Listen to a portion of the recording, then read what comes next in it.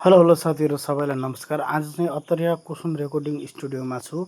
आज चाहिँ हामी कसरी गाउँछौँ, कुन सामान युज गर्छौँ र सर सिस्टमहरू तपाईँलाई भन्छु है। हामी त्यहाँ गाउँछौँ, त्यहाँ गाएर चाहिँ यो चाहिँ बाटो, त्यहाँ गएर त्यहाँ गाउँछौँ। यो चाहिँ हामी दाजु त यहाँमा एडिटिङ गर्छन्, यहाँमा चाहिँ साउन्ड आउँछ यहाँमा पनि। यो चाहिँ हाम्रो ताजमहल भने नि भयो हाम्रो लागि त, धेरै ठुलो हो नि त यो त हाम्रो लागि। स्टुडियो भनेपछि मन्दिर जस्तै भयो। के भयो, लाइट छैन त? ए आयो लाइट। यो चाहिँ हाम्रो बाजाहरू पनि यहाँ धेरै किसिम किसिमका बाजाहरू राखेका छन् दाइहरूले। यो हेडफोन गाउँदाखेरि कानमा लगाउने, यहाँबाट साउन्ड आउँछ, यहाँबाट साउन्ड आउँछ।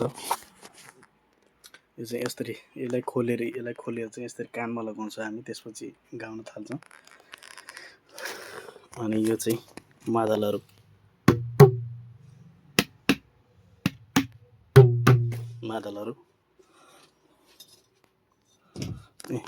हामी गाउँदाखेरि चाहिँ यसमा गाउँछौँ।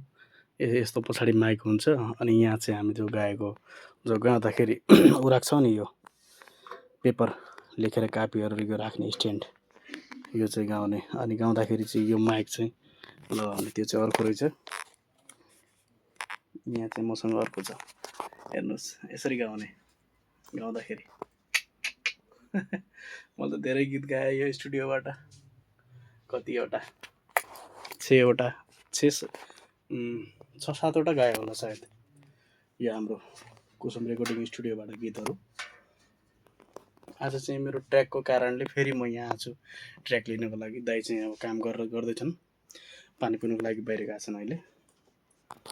यो हामी घरमा नहुँदाखेरि, हामी घरभन्दा बाहिर हुँदाखेरि चाहिँ यो स्टुडियोलाई हामी धेरै मिस गर्छौँ कि हामीभन्दा पनि। यो कोठालाई मिस गर्छौँ, यो माइकलाई मिस गर्छौँ, यो स्ट्यान्डलाई मिस गर्छौँ, यो सब मसिनरी सब सामानहरूलाई। यो हाम्रो फ्यामिली जस्तो भइहाल्यो।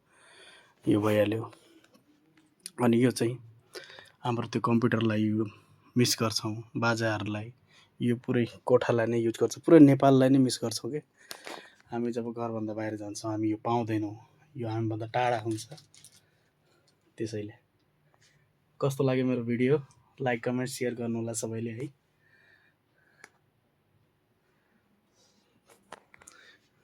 कुसुम digital recording studio, Attariya, Kailali.